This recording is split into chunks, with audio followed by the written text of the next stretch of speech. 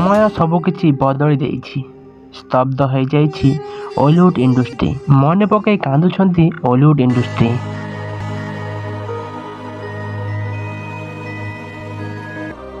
गुड़गांव तांको पार्थिव शरीर भुवनेश्वर को आनिथिबा बेले जगन्नाथ विहार विशिष्ट बासभवन को निया जायतिला। सेठारे परिवार वर्ग बंधु बांधव प्रशंसक माने आसी शेष दर्शन करथिले।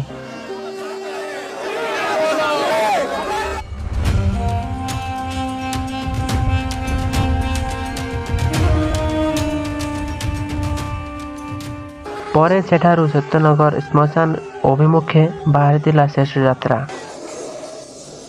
आ उत्तम महांती अमर रहे ध्वनि रे कंपी उड़ीला सारा भुवनेश्वर।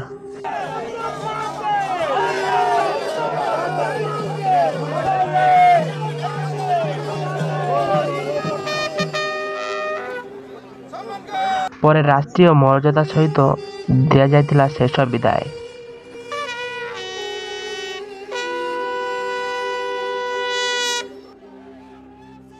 और मुखाग्नि देइथिले पुओ बाबूशान।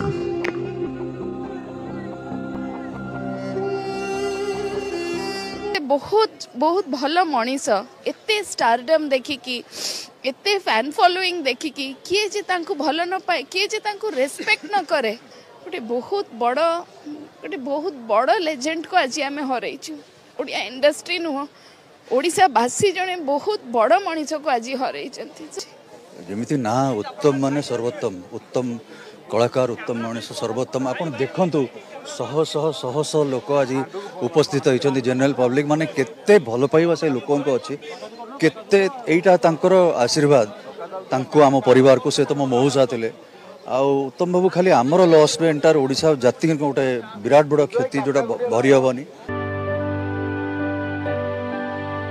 आज उत्तम महांती बासभवन में पहुंची शेष दर्शन करिसेंती मुख्यमंत्री मोहन चरण माझी। सिने जगतर रति महारथी माने मध्य सेठारे पहुंची श्रद्धांजलि जनाइथिले। परिवार वर्ग को सांत्वना जनाइथिले।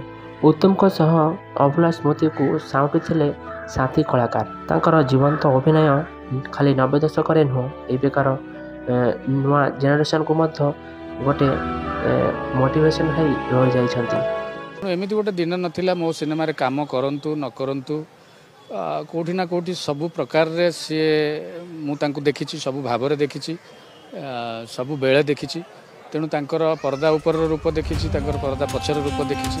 तेणु कोनोसी गोटे मोमेंट नथिला जे तांकर कथा को भूली परिबि अविस्मरणीय सब घटना।